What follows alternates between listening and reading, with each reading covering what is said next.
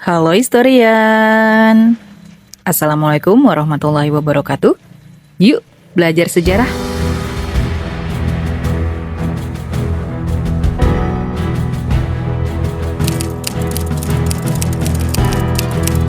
Historian tahu nggak kepanjangan PBB? Eits, bukan pajak bumi dan bangunan ya historian. Tapi kepanjangan PBB yang akan kita bahas kali ini yaitu Perserikatan Bangsa-Bangsa. Organisasi internasional yang dalam bahasa Inggris disebut United Nations ini didirikan 80 tahun lalu. Tepatnya tanggal 24 Oktober 1945 di Amerika Serikat. Lahir dari puing-puing tragedi global terburuk, PBB adalah kesempatan kedua yang diperjuangkan dengan darah dan air mata. Dia adalah jawaban atas kegagalan pendahulunya, sebuah kegagalan yang memicu Perang Dunia II. Ketika berdiri di tahun 1945, negara yang menjadi anggota PBB baru terdiri dari 51 negara. Dalam perjalanan PBB sampai saat ini, keanggotaan PBB terus bertambah, sampai menjadi 193 anggota.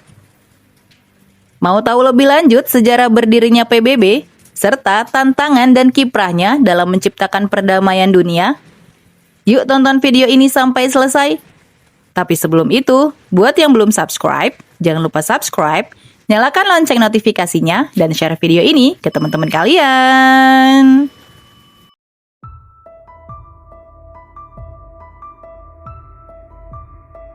Sejarah PBB tidak dapat dipisahkan dari pendahulunya, Liga Bangsa-Bangsa.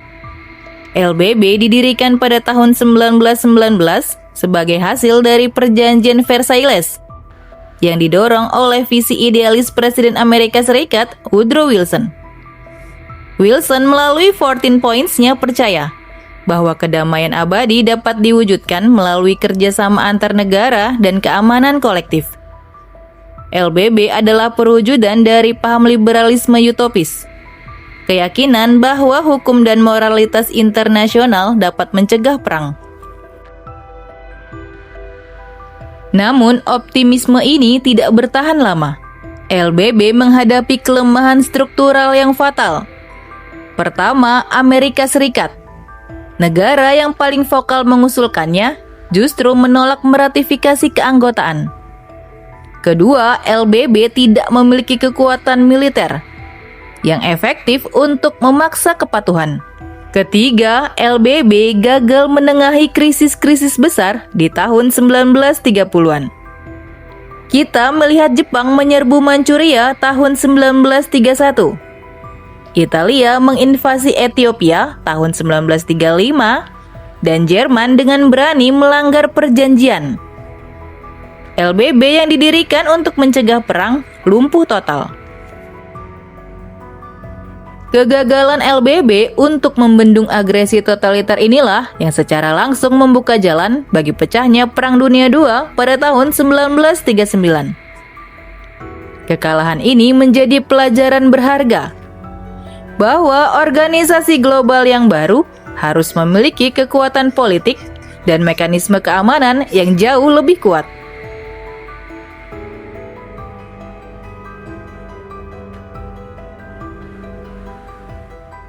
Di tengah berkecamuknya Perang Dunia II, para pemimpin dunia mulai merencanakan kesempatan kedua bagi perdamaian. Pada bulan Agustus 1941, Presiden Amerika Serikat Franklin Delano Roosevelt dan Perdana Menteri Inggris Winston Churchill bertemu secara rahasia di atas kapal perang di Samudra Atlantik. Pertemuan ini menghasilkan dokumen fundamental yang dikenal sebagai Piagam Atlantik atau Atlantic Charter. Piagam Atlantik, meskipun bukan perjanjian resmi yang mengikat, menjadi cikal bakal filosofis bagi PBB. Isinya mencakup prinsip-prinsip dasar yang bertentangan dengan ambisi negara-negara eksis. Di antaranya, tidak dibenarkan adanya perluasan wilayah, hak setiap bangsa untuk menentukan nasibnya sendiri, dan perdamaian dunia harus diciptakan agar setiap bangsa hidup bebas dari ketakutan dan kemiskinan. Gagasan ini kemudian diresmikan pada 1 Januari 1942 melalui Deklarasi Perserikatan Bangsa-Bangsa, di mana 26 perwakilan negara sekutu menyatakan komitmen mereka untuk melawan blok Eksis. Disinilah nama United Nations pertama kali diciptakan oleh Roosevelt.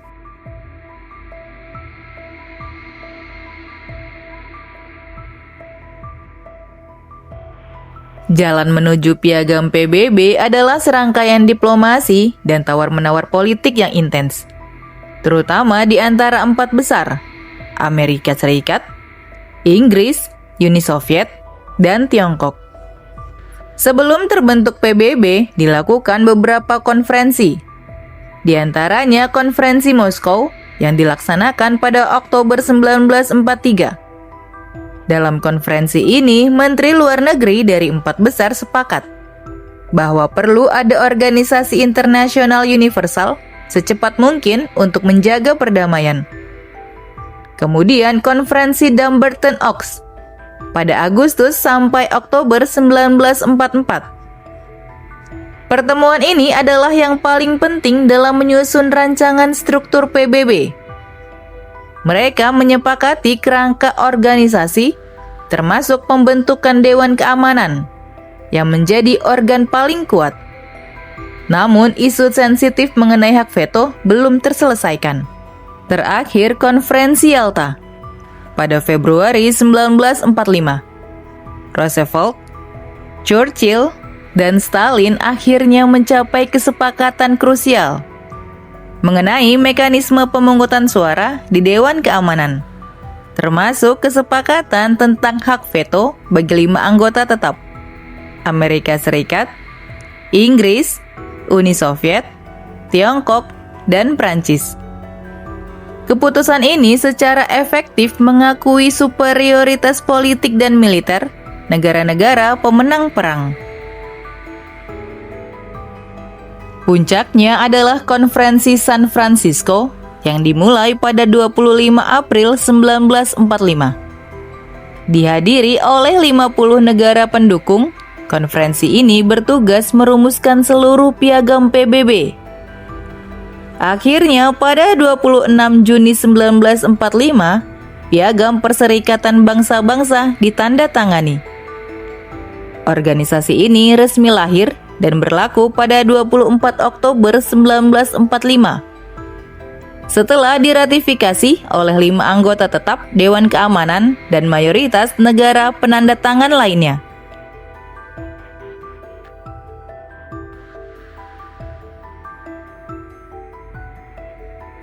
Berbeda dengan LBB, PBB didesain dengan struktur yang lebih pragmatis. Para pendirinya menyadari perdamaian tidak bisa hanya didasarkan pada idealisme, tapi harus ditopang oleh kekuatan real. PBB memiliki beberapa badan utama, antara lain Majelis Umum, di mana ini adalah parlemen dunia, tempat semua negara anggota memiliki satu suara yang sama. Ini merefleksikan prinsip kedaulatan yang setara. PBB juga memiliki Dewan Keamanan atau Security Council. Inilah jantung PBB dalam hal menjaga keamanan. Dewan ini memiliki kekuasaan untuk menjatuhkan sanksi dan mengizinkan penggunaan kekuatan. Kehadiran 5 anggota tetap dengan hak veto adalah kompromi yang menyakitkan. Hak veto memastikan bahwa tidak ada tindakan keamanan yang dapat diambil melawan kepentingan salah satu kekuatan besar. Meskipun sering dikritik karena melumpuhkan tindakan di masa Perang Dingin, keberadaan hak veto ini juga berfungsi sebagai katup pengaman, mencegah negara-negara adidaya berperang satu sama lain dengan menggunakan payung PBB. Dengan struktur yang kompleks ini, PBB bertransformasi dari sekedar alat anti perang menjadi organisasi yang multidimensi, terlibat dalam isu-isu ekonomi, sosial, hak asasi manusia, dan pembangunan berkelanjutan melalui badan-badan seperti WHO, UNICEF, dan UNESCO. PBB lahir bukan karena optimisme murni, melainkan karena ketakutan kolektif umat manusia terhadap kehancuran berikutnya.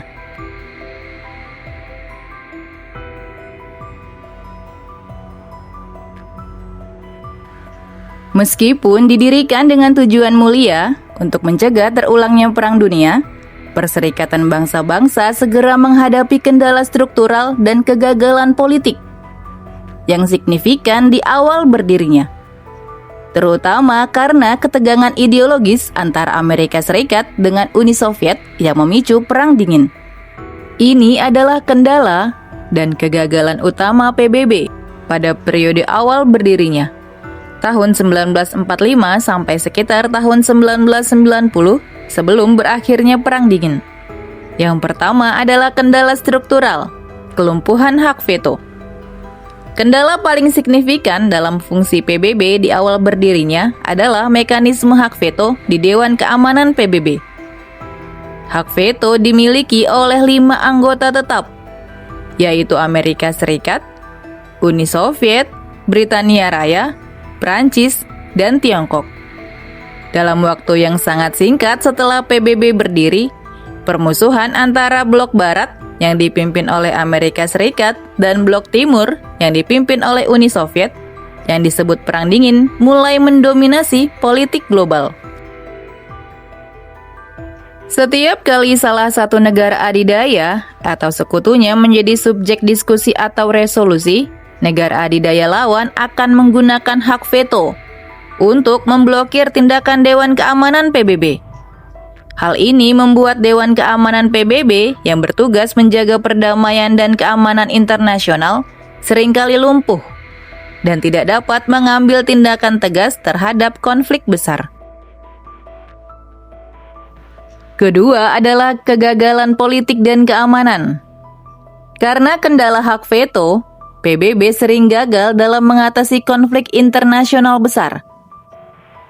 Meskipun PBB didirikan setelah penggunaan bom atom di Perang Dunia II, organisasi ini gagal menghentikan perlombaan senjata nuklir antara Amerika Serikat dengan Uni Soviet. Sejak 1945, kedua negara adidaya terus meningkatkan stok senjata nuklir mereka, menjadikan dunia hidup di bawah ancaman perang nuklir yang saling menghancurkan. Kegagalan PBB dalam menegakkan kontrol senjata dianggap sebagai kegagalan dalam menegakkan aturan yang harusnya paling fundamental. Lain lagi ceritanya ketika terjadi Perang Korea antara Korea Utara dengan Korea Selatan.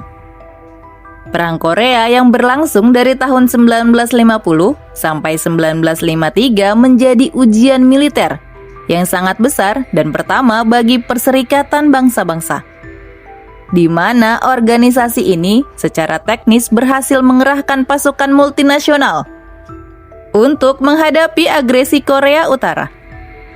Namun keberhasilan intervensi PBB ini terjadi secara kebetulan dan bukan karena sistem yang berfungsi optimal. Uni Soviet, salah satu anggota tetap Dewan Keamanan PBB yang memiliki hak veto, sedang memboikot pertemuan Dewan Keamanan pada saat resolusi disahkan sebagai protes terhadap isu perwakilan Tiongkok. Absennya Uni Soviet memungkinkan resolusi intervensi militer PBB disahkan tanpa adanya hak veto yang memblokir, menjadikan peristiwa ini sebagai anomali yang tidak dapat terulang kembali dalam menghadapi konflik-konflik besar lain sepanjang era Perang Dingin. Kemudian di Mesir, krisis Kanal Suez juga dianggap sebagai kegagalan PBB. Krisis ini menunjukkan bahwa PBB masih dapat dipaksa bertindak di luar hak veto, tapi hanya ketika negara adidaya bersekutu.